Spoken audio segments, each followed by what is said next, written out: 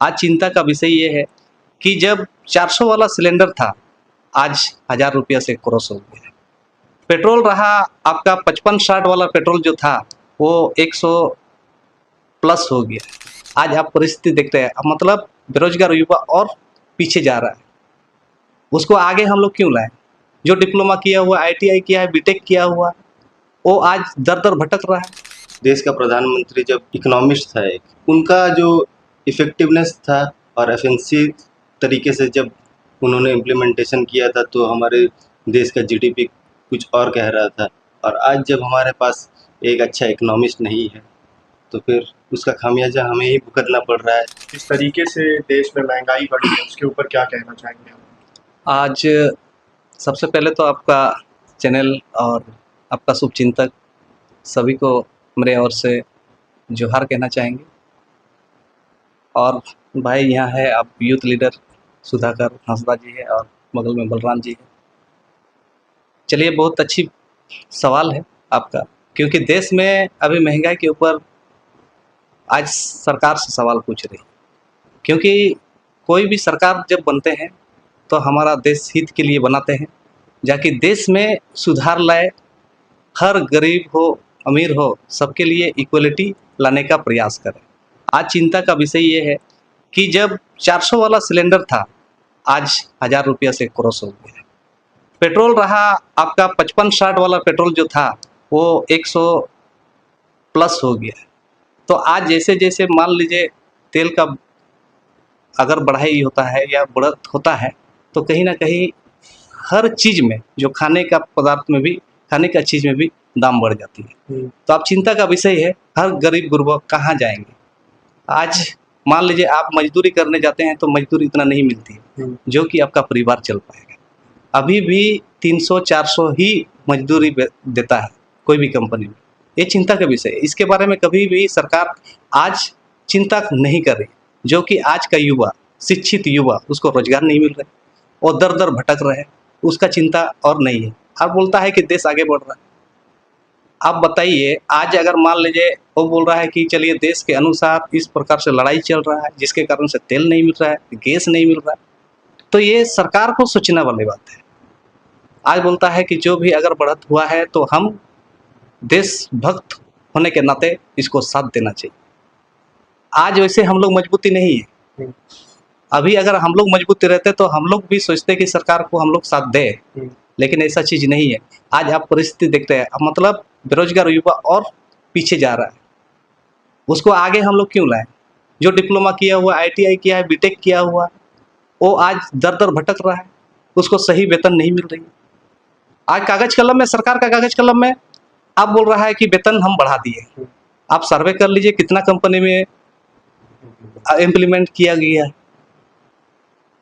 हम लोग आदिवासी, रविंद्र बास के एक आदिवासी, हम लोग रिजर्वेशन कैटेगरी में आते हैं, लेकिन हम लोग रिजर्वेशन भी हम लोग सरकारी में 2% मांगे। हर प्राइवेट सेक्टर में हम लोग का रिजर्वेशन नहीं। आज 4th ग्रेड का नौकरी भी रहा है। आज 4th ग्रेड का नौकरी भी हमारा आदमी कहाँ है? आज हमारा जल जंगल जमीन छीना गया है। आज आदितपुर बड़ा इंडस्ट्री या एशिया का एक बड़ा हब माना जाता है आदितपुर। आज सबसे ज़्यादा इंडस्ट्री है, लेकिन यहाँ का युवा आज रोजगार में वंचित है। सही वेतन अगर नहीं मिलता है, आज पढ़ाई में इतना खर्चा किया है, उसको अगर रोजगार नहीं मिलता है तो उसका स्थिति क्या रहेगा? आज ये चिंता का विषय है।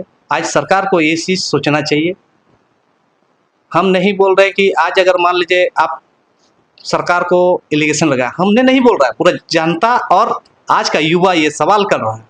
आज हम लोग युवा का एक आवाज़ बने हैं। अगर हम लोग इस मुद्दा को अगर हम नहीं बोलते हैं तो आज हम लीडर नहीं माना जाएंगे। आज आदितपुर महानगर में मेयर चुनाव हम लोग भी दावेदारी किए थे। आज हम लोग भी इंडिपेंडेंट चुनाव लड़े थे। इंडिपेंडेंट चुनाव में हम लोग का भी, जो भी हम लोग को जनता ने हमको लीडर माना है, मतदान किया है, उसके नाते आज उन युवा का एक आवाज़ बन चुके हैं। आप महंगाई के ऊपर किस तरीके से, देखिए आजकल की यूथ जो है महंगाई से भी बहुत परेशान है।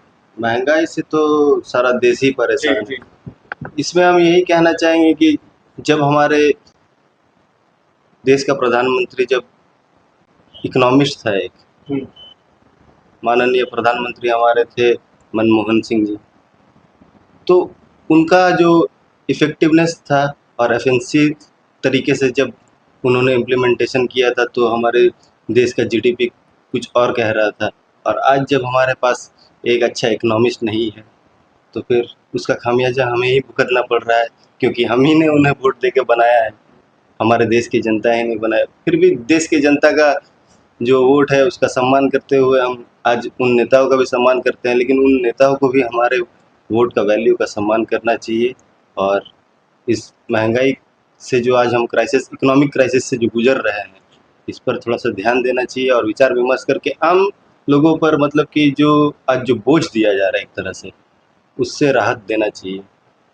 जो पेट्रोल हम लोग 70 साल में हम लोग नहीं देख पाए कि इतना महंगा हो जाएगा, वो हम 15 साल में देख लिए, जिस तरह से मतलब कि दुगना हो गया था। अच्छा, महंगाई के साथ साथ कमाने वाली राशि भी बढ़ी है क्या?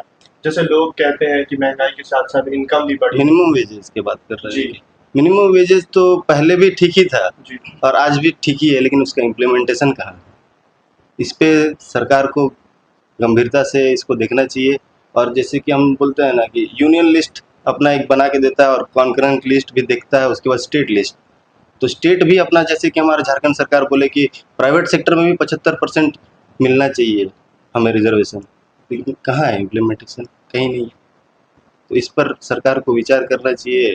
और हम तो यूथ है, आवाज़ बने रहेंगे यूथ का, और यूथ को देख रहे हैं बेरोजगार दर दर भटक रहे हैं, इतना ग्रेजुएटेड होके अच्छा अच्छा पढ़ाई लिखाई करने के बावजूद डिग्री पकड़ के घूम रहे हैं, देख रहे हैं एमबीए चाय वाला, है ना, पकौड़ी वाला।